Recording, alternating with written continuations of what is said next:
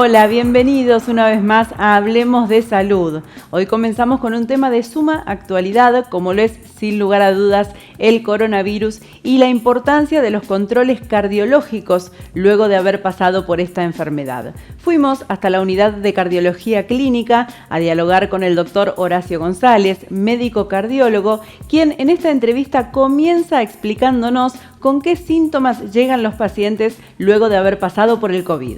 Dentro de las manifestaciones, digamos, que es lo que se llama síndrome post-COVID, nosotros desde el punto de vista cardiológico, lo habitual, lo más frecuente de ver son palpitaciones, sensación de falta de aire cuando camina, que se llama disnea, y muchas veces puede ser también como una sensación de agotamiento, de cansancio físico. Esas son las manifestaciones más frecuentes. Ahora, de todas maneras, hay complicaciones de las infecciones por COVID cardíacas, que bueno, una de las pueden ser complicaciones, digamos, de insuficiencia cardíaca aguda o de cuadros coronarios, que eso, bueno, son complicaciones que ocurren y que son agudas y que, bueno, van a transcurrir durante la internación del paciente, pero una de las más temidas, digamos, que es a lo que uno tiene que descartar, es el compromiso miocárdico del corazón, es decir, que no se produzca una inflamación del corazón que se denomina miocarditis. Todas las infecciones virales, en general el virus anda por todo el organismo y muchas veces produce afección a nivel del músculo cardíaco con una miocarditis y que en ocasiones puede ser una patología delicada y una patología grave. Estas manifestaciones que se encuentran después del COVID, ¿tienen que ver su gravedad con respecto a la gravedad que tuvo durante el transcurso de la enfermedad de esa persona? Quiero decir, si una persona transcurrió por el COVID de manera leve, ¿sus manifestaciones posteriores van a ser leves? En general sí, generalmente cuando los pacientes simplemente han tenido un resfrío o han tenido pérdida del gusto y del olfato, que es una de las manifestaciones frecuentes de ver, generalmente, si bien uno los controla, son pacientes que vienen asintomáticos y que no tienen mayormente problemas. Ahora, nosotros lo que hemos visto que en los pacientes con síntomas un poco más marcados, no hablando de cuadros graves, digamos, de neumonías graves o pacientes que hayan estado internados, digamos, de los cuadros más severos, pero sí del común de la gente que ya es un cuadro entre leve y moderado o moderado. Esos pacientes generalmente quedan con bastantes síntomas en el transcurso después del COVID. Fundamentalmente, ya te digo, dentro de los síntomas habituales son esos tres que en general con la evaluación clínica, el electro, un ecocardiograma y eventualmente, bueno, una ergometría, que uno para descartar, ya te digo, una de las complicaciones que uno lo que más le tememos es a que haya afección miocárdica, es decir, de una miocarditis. En general se van recuperando totalmente y no traen ni mayores complicaciones, digamos. ¿En qué consisten entonces estos controles post-COVID que se realizan? Sí, fundamentalmente es la evaluación clínica, un examen físico, un electrocardiograma y eventualmente, sobre todo en aquellos pacientes que quieren empezar a tener una vida más activa o de actividad física, hacer controles con ecografía, con el ecocardiograma. Nosotros lo que vemos son los diámetros del corazón y la función miocárdica. Y bueno, y con una ergometría para ver la capacidad funcional, digamos, la capacidad para hacer ejercicio, como así también por ahí el comportamiento de la presión, la aparición de arritmias, etc. ¿Quiere decir que con el correr del tiempo esa persona puede volver a la actividad física?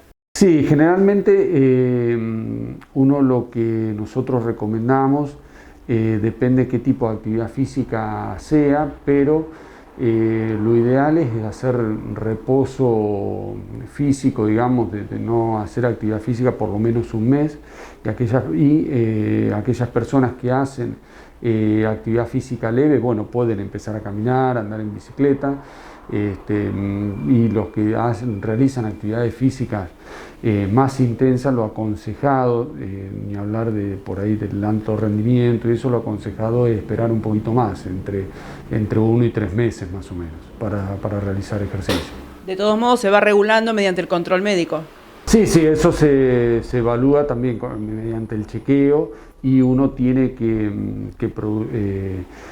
volver a entrenar de manera paulatina, porque se produce mucho ese acondicionamiento físico, mucha debilidad muscular, porque en general son pacientes que lo transcurren, o sea, uno desde el inicio de los síntomas hasta que se da de alta son 10 días más o menos, pero que en general con síntomas un poquito más importantes que los leves, generalmente producen mucha fatiga, mucha debilidad.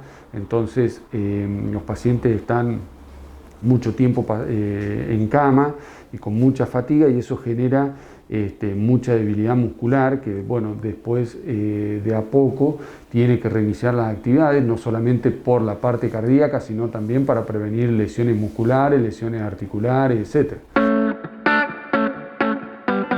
Seguimos hablando de salud en las redes. Búscanos en Facebook como Hablemos de Salud.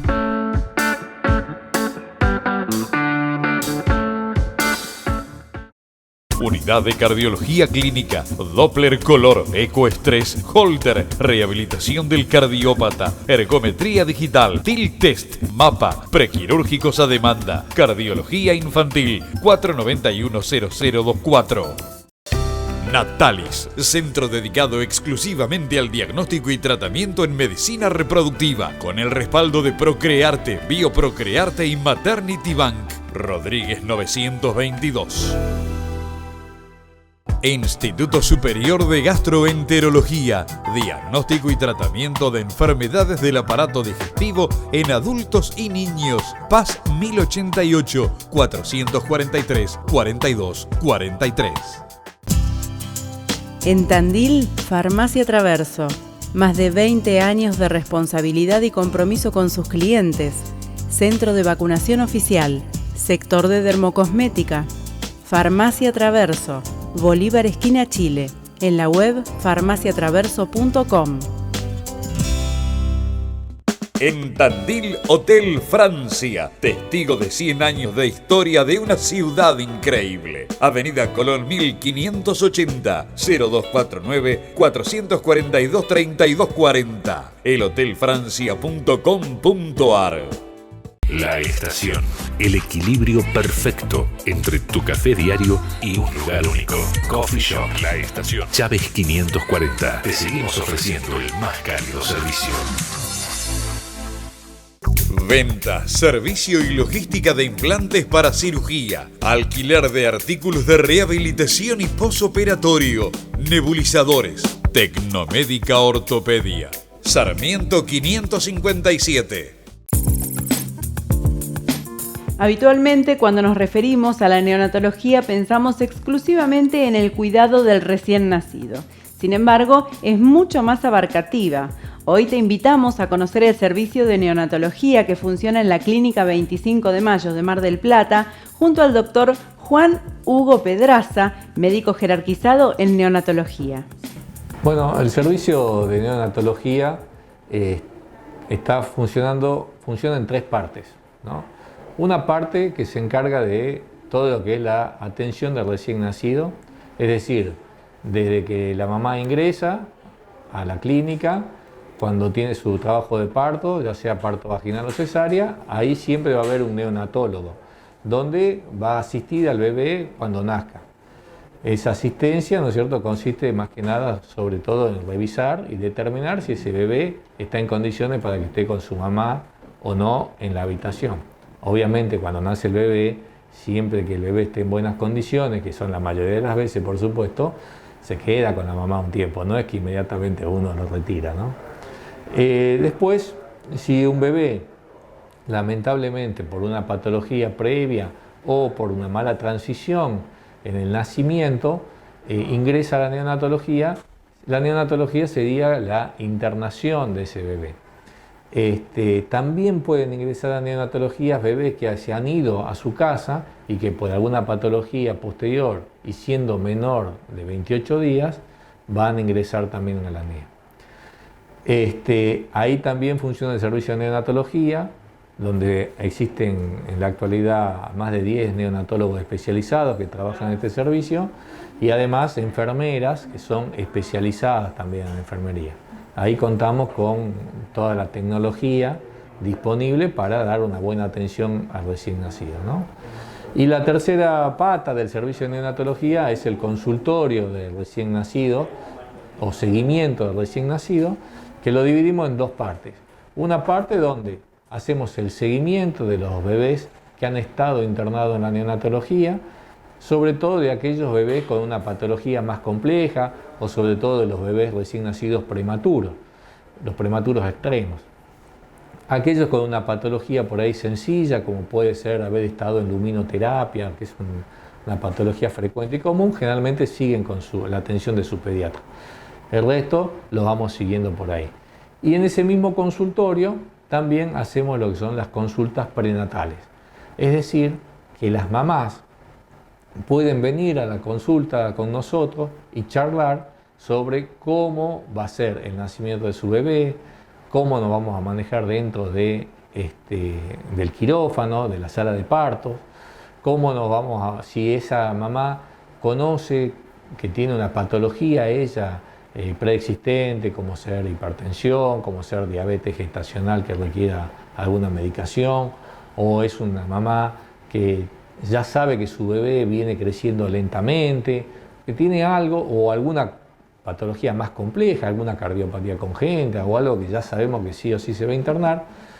Obviamente esa consulta sirve mucho más porque esa mamá nos conoce, sabe lo que ya se le explica de antemano qué es lo que vamos a hacer en el servicio de neonatología, quién lo va a venir a ver, si es un cirujano, si es un neurocirujano, si es un neurólogo, si es un cardiólogo. Bueno, se le explica y entonces la mamá, cuando ese bebé nace, ya sabe quién es el que lo va a atender, entonces ya es una cara familiar, ya sabe quiénes son los especialistas que van a venir a verla. Generalmente se habla de más o menos el tiempo que es la internación.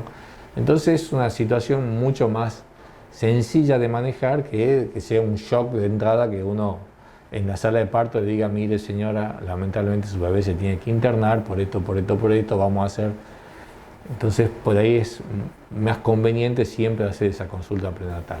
Me imagino cómo debe tranquilizar eso a la mamá, al papá, porque realmente si no son consultas que las mujeres generalmente hacemos a la obstetra esas. Sí, es cierto, muchas veces esas consultas las resuelven nuestros obstetras, pero está bueno que sepan que dentro de la sala de parto o también de un quirófano no solamente está la obstetra, sino que hay, además de las enfermeras, las circulantes, de los anestesiólogos, también está el neonatólogo, que es el que va a atender a su bebé en el caso de alguna patología. Entonces está bueno que ya no conozcan, se transforma en un ambiente más familiar, más contenedor, entonces eso es muy positivo, ¿no? Por supuesto se le evacúan las dudas sobre todo sobre ese bebé que va a nacer. Quienes hemos pasado por alguna situación de internación de algún hijo en neonatología sabemos que hay horarios para la visita, que es algo muy restringido. Cuéntenos cómo trabajan en la clínica en ese aspecto. Bueno, en la clínica 25 de mayo, por suerte, ya desde hace varios años, el ingreso del papá y de la mamá es sin horario, pueden ingresar las 24 horas del día. Obviamente eso en estos tiempos, con el tema de la pandemia, ha cambiado un poco, se ha ido modificando y bueno, hoy en día lo que estamos tratando de hacer es que ese acceso siga siendo irrestricto en cualquier horario, pero tratamos de coordinar para que no se mezclen tantos papás y de esa manera haya un distanciamiento social, ¿no?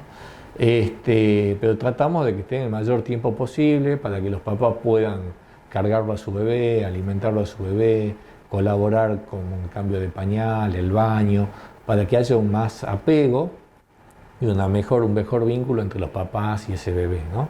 Esa es la idea fundamental. Obviamente también cuando hay situaciones especiales, también como por ahí un ingreso de un paciente muy complejo o algún procedimiento muy importante, a veces se les pide a los papás que esperen un ratito afuera hasta que resolvamos esa situación, ¿no? Quería comentarles de que el servicio de neonatología que funciona en la Clínica 25 de Mayo realiza consultorios de seguimiento y de consultas prenatal todos los días, de lunes a viernes, en la Clínica 25 de Mayo, y también lo van a encontrar al doctor Ruggiero, que es el jefe de servicio, en el Paseo Sur también. Seguinos también en Instagram, somos hablemosdesalud.tv.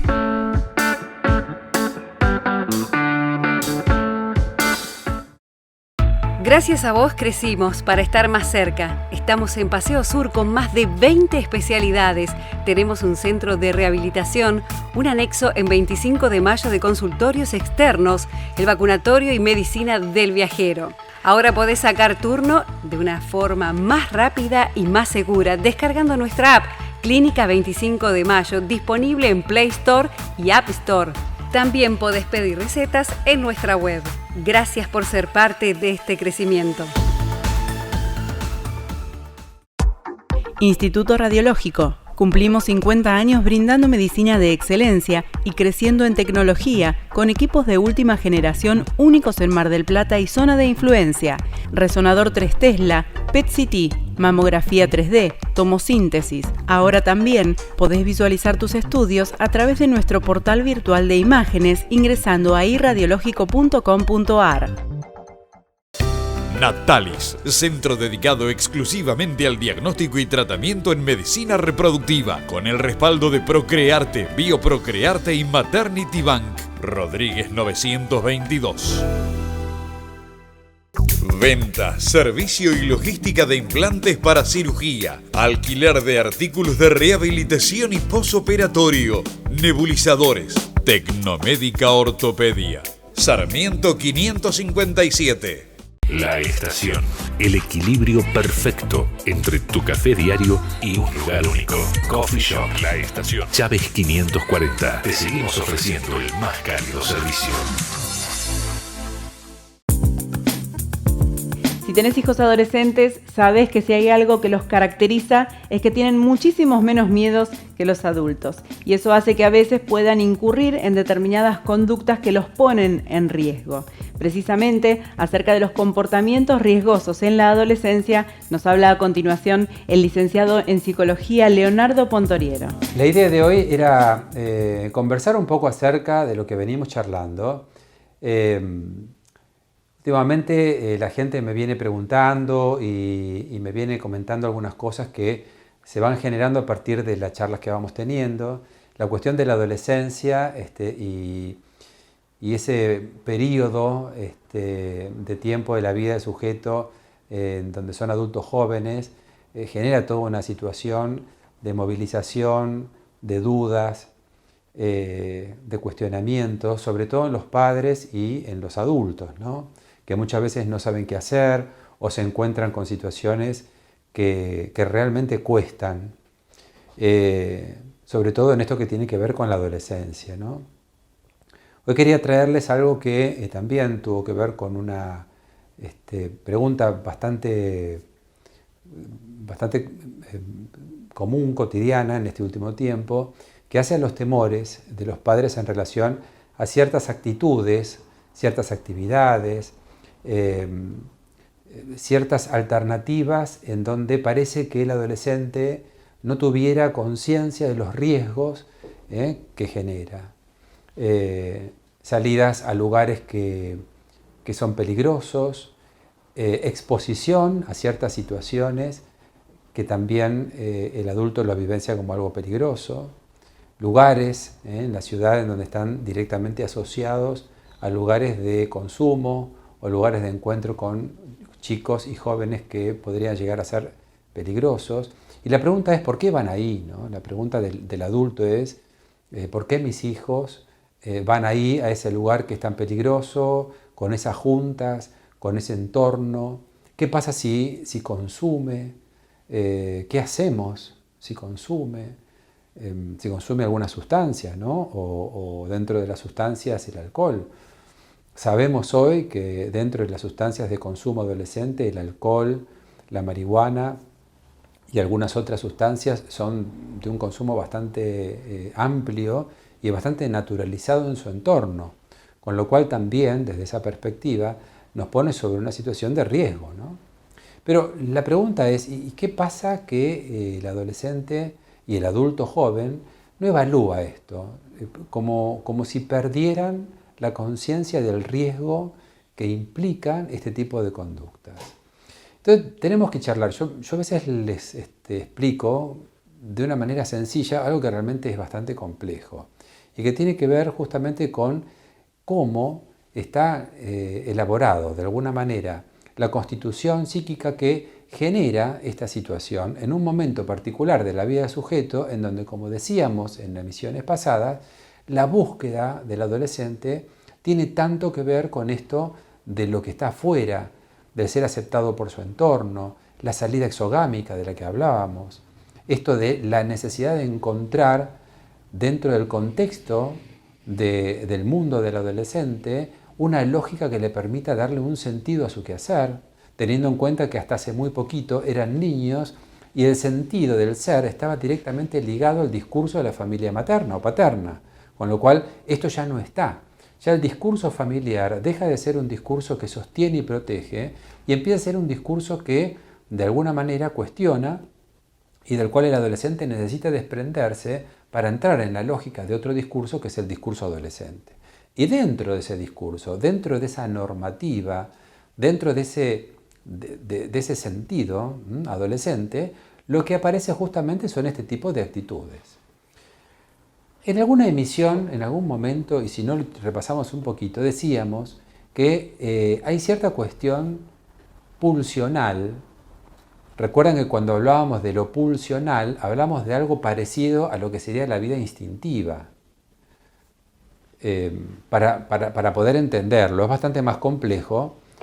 Nosotros partimos de la base de que el ser humano no tiene instintos como lo tiene un animal, pero hay algo de la vida instintual que de alguna manera, a modo de pulsión, se pone en juego. Estas pulsiones tienen que ver justamente con esos instintos que son básicos, el instinto de la autoconservación y el instinto de la procreación, que son básicos en todos los animales. Nosotros, de alguna manera, si bien, insisto, no tenemos el instinto, sí aparece la pulsión directamente ligada a este tipo de actividad. La pulsión de autoconservación tiene que ver con esta necesidad de no morir y todo lo que uno pone en juego para evitar un riesgo. Mientras que la pulsión directamente ligada a la procreación está absolutamente ligada a lo erótico, ¿no? A esto del encuentro, el intercambio, la necesidad del otro, la necesidad de generar con otros. No necesariamente tiene que ver con la cuestión de índole sexual, sino que tiene que ver más que nada con la cuestión de índole de intercambio y de búsqueda de ese intercambio. Priman entonces en la adolescencia estas pulsiones más ligadas a lo que tiene que ver con las pulsiones de vida, ¿no? Todo esto que hace a la necesidad del intercambio, a la búsqueda con otros, y queda de alguna manera limitada la posibilidad de estas otras pulsiones que son las de autoconservación. En la vida adulta son más frecuentes las pulsiones de autoconservación, por eso estamos mucho más como orientados a los riesgos. El adulto está permanentemente pensando en el riesgo porque hay una cuestión más autoconservadora en relación a los riesgos y en relación a las posibles situaciones que se pueden dar en un contexto diverso. Entonces, bueno, uno es más consciente de los horarios, de los peligros, es más consciente de un montón de cosas que tienen que ver con el riesgo, que muchas veces uno espera que el adolescente también entienda la lógica del riesgo como la entendería el adulto. Y en este punto, como lo venimos trabajando, también hay una situación de choque frontal entre la realidad del adolescente, en donde no hay ningún peligro, es todo diversión, es todo búsqueda, es todo intercambio, y la posición del adulto en donde exige al adolescente esto de cuidado, cuídate, el riesgo, las consecuencias. Y por lo general ese es otro de los choques muy fuertes que encontramos. Eso también explica un poco ciertos comportamientos sociales que dan lugar, por ejemplo, en este tiempo de COVID, de algunas prácticas que de alguna manera uno dice, ¿cómo puede ser que estos jóvenes no se den cuenta del riesgo que corre y del riesgo que hacen correr? Claro, lo que pasa es que hay una limitación pulsional en ese punto. Intrapsíquicamente, en un contexto que no es consciente, el adolescente no sabe que eso está ocurriendo y de alguna manera el hecho de perder los temores hacen que el adolescente y el adulto joven puedan tener un discurrir por la vida de una manera en que el adulto no podría. Entonces, claro, ellos están en una edad en donde deben tener ese comportamiento y esa conducta para poder hacer muchas de las cosas que el adulto no podría hacer. Los riesgos, las consecuencias pueden ser altas, pero también la necesidad de encontrarle un sentido vital, la necesidad de intercambiar con sus pares, la necesidad de generar un contexto de encuentro. Para ellos tiene que ver justamente con el sentido del ser en su mundo. Ese es el discurso, esa es la línea de construcción de realidad del sujeto adolescente, del otro adulto menor. Por eso yo lo quería dejar un poco con esta inquietud, porque muchas veces se escucha esto de por qué el adolescente, por qué el joven hace cosas que lo ponen en riesgo y por qué no actúan responsablemente. Bueno, porque no tienen esa posibilidad y adolecen de esa justamente posibilidad de pensar y sentir el riesgo de sus conductas. Míranos también en YouTube. Encontranos como Hablemos de Salud y suscríbete.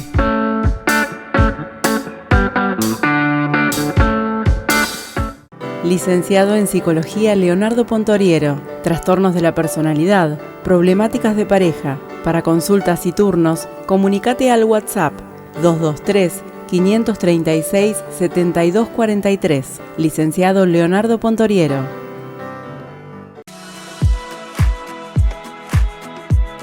En un mundo que avanza a toda velocidad, es importante contar con un buen plan. Planes de salud de HPC. La tranquilidad de contar en cada día de tu vida con el servicio, la experiencia, el equipamiento y la tecnología que te brinda el Hospital Privado de Comunidad. HPC, desde 1971, cuidando la salud de Mar del Plata. Instituto Superior de Gastroenterología, diagnóstico y tratamiento de enfermedades del aparato digestivo en adultos y niños. Paz 1088, 443-4243. En Tandil, Farmacia Traverso. Más de 20 años de responsabilidad y compromiso con sus clientes. Centro de vacunación oficial. Sector de dermocosmética. Farmacia Traverso. Bolívar esquina Chile, en la web farmaciatraverso.com. En Tandil, Hotel Francia, testigo de 100 años de historia de una ciudad increíble. Avenida Colón 1580, 0249-442-3240, elhotelfrancia.com.ar. Hasta aquí llegamos con la edición de hoy de Hablemos de Salud. Queremos agradecer a todos los profesionales que comparten con nosotros permanentemente sus conocimientos y nos ponen al día sobre la actualidad en salud. Y también, por supuesto, nuestro agradecimiento a todos ustedes por estar del otro lado de la pantalla y seguir siempre Hablemos de Salud.